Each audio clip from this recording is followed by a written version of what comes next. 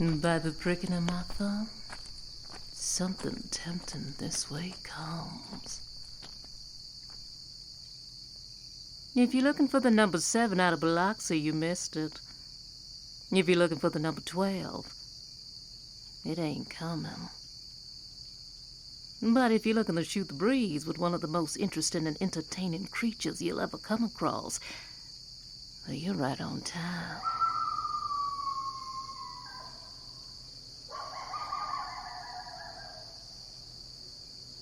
Oh, you're not gonna let a little old yappy woof-woof set you on edge, are you? Besides, she's not signaling the dinner bell. She's looking for her mate. Can't fault her for that. Why don't you take a load off? Those certainly don't look like traveling shoes. Suit yourself. But if you're waiting for Godot, you got an awfully long wait ahead of you. Good answer. I like that. You're as clever as you are attractive. Something every good grifter needs in their arsenal. What's that look for?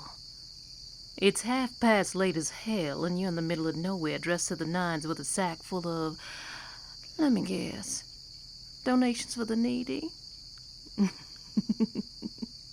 There's a better than good chance that where you're coming from is not likely to post you in the Good Samaritan of the Week spotlight in their penny saver. Am I right? No judgment here, sweetness. I'm the very last one to do that. I'm just a student of the observational arts is all. No, that's more than mere people watching. That's more of a passive sport. What I'm doing is indeed studying. No, you'd be surprised as what you could learn from a group of simple gestures. A narrowing of the eyes, a slight turn at the corners of the mouth, the tiniest bit of sweat at the temples. Who needs scripted drama when you got the real thing unfolding on the flesh? Oh, I know I'm an odd duck, but I'm also, like I said, very entertaining. You wouldn't happen to have a light, would you? What's the matter? You couldn't possibly be afraid of me. Normally, this is where I would say, I don't bite. But quite to the contrary, I've been known to nibble. Oh, for Hades' sake, I'm only kidding. I figured if you could take a joke, that meant you weren't a total sociopath. Well, honey, if you were a psychopath, you'd be much more charismatic and have better shoes. Well, in hell's bells. Look at that. I managed to make a cynic smile. How about that?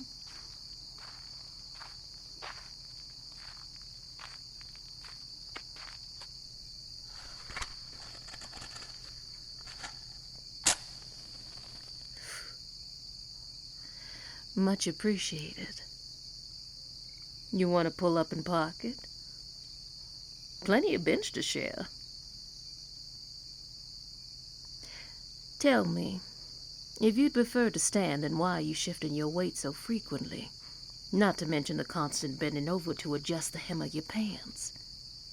You're trying to relieve the pressure off your lower back. And if I were to further hypothesize, you've been walking for quite some time, given how worn down the backs of those tasteful shoes of yours are. I told you, I am a student of the observational arts. And if I may be so bold, you are quite the interesting study. If I were flirting with you, you'd certainly know it. Oh, don't look so disappointed. We're merely in the prologue, and everybody knows the best part of the story is the climax.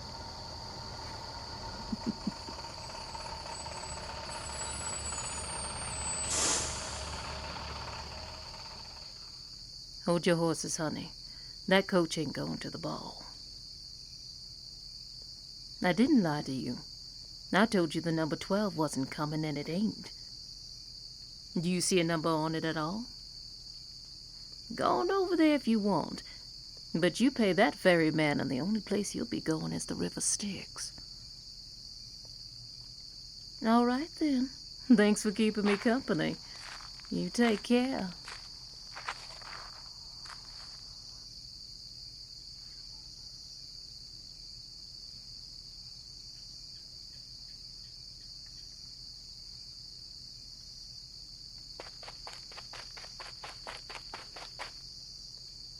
Oh, I used to have sheets the same color as you are now. I think they used to call them stark white.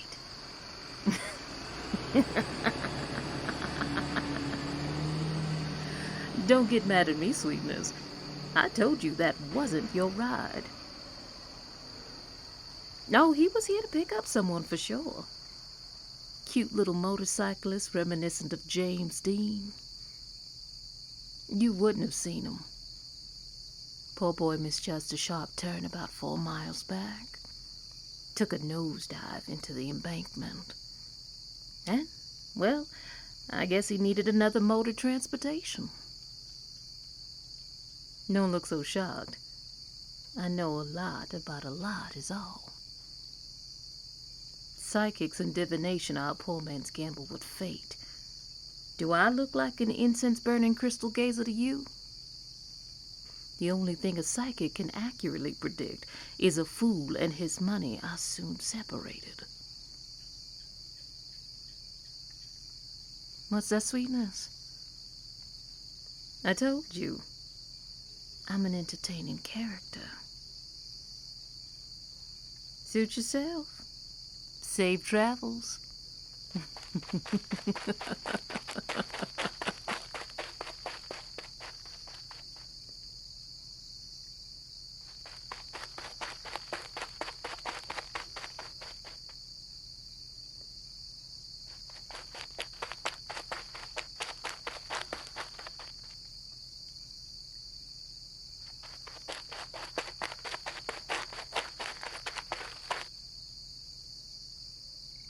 Haven't you ever seen a single episode of The Twilight Zone? You keep trying to get out of here, but the only thing you're successfully managing to do is to wear out the rest of those heels. You're not in hell, honey. No, you're not in purgatory either. You're at a bus stop smack dab in the middle of nowhere, nothing. Well, no, it's not. Purgatory is a place where you await some sort of judgment.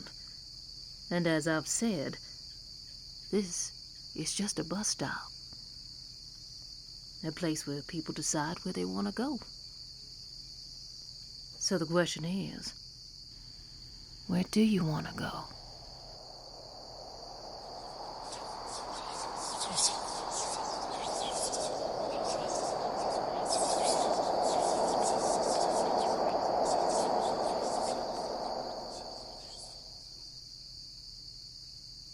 Comfy? I don't know. I guess you decided that you were tired after all. I can understand. That is quite the heavy sack you're carrying. Oh, look at you, so frantic and flustered. The crimson in your cheeks, the wild look in your eyes. Distress looks good on you. Oh, I'm as serious as a heart attack, sweetness. When I see something I like, I don't tend to stand on ceremony. Heck, I don't tend to stand at all, if you get my drift. Still skittish. Let's try this another way. There are two paths set before you. One road leads to a life of certain security and a level of contentment, albeit no frills. Your life is safe and mundane. A dish that satiates, but is bland on the palate.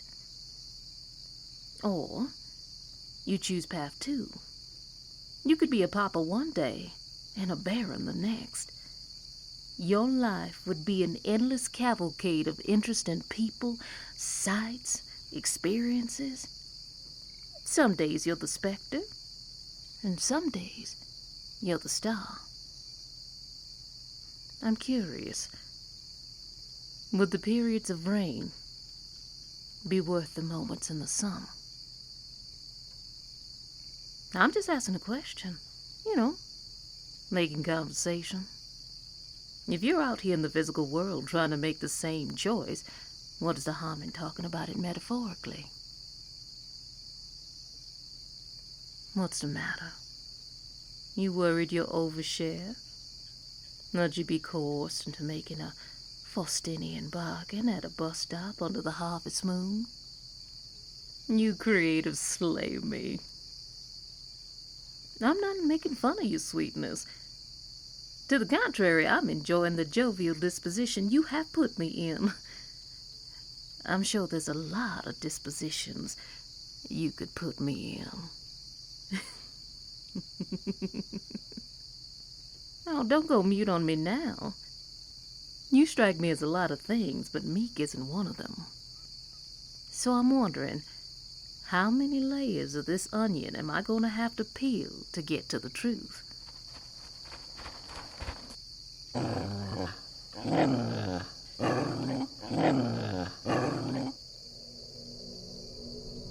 Really now? How very presumptuous of you.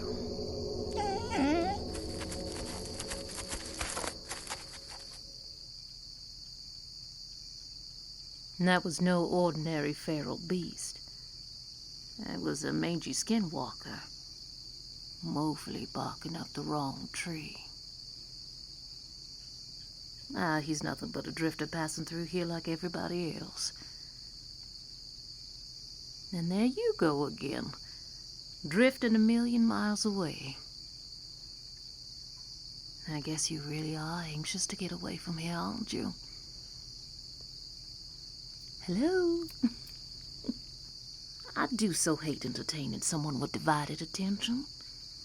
I work so hard at being a cunning linguist. Given the chance, you can find out for yourself. A forked tongue can be fun.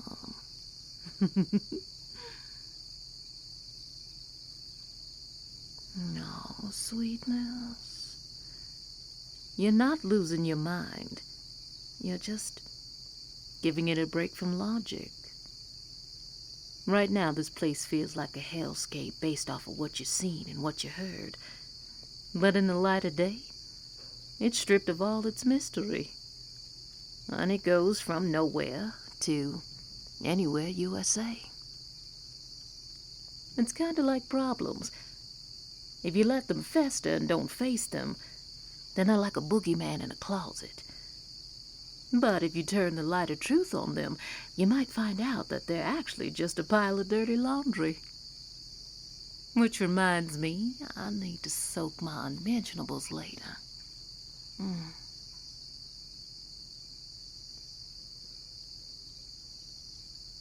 I can't answer any of that, sweetness. If you want to protect your peace, then you're going to have to find it first.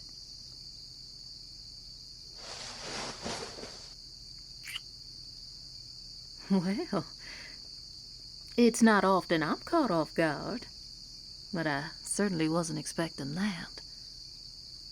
Well, normally I'd ask for instant replay, but it's time for me to start making my way homeward. The horizon is starting to change color. That's the funny thing about nighttime. No matter how long and dark and scary it may seem, you know it ain't gonna last. Sweetness. You can go ahead and fix that hangdog expression. I got a funny feeling our paths are gonna inevitably cross again. So in the meantime, I'll just say, see you later, alligator.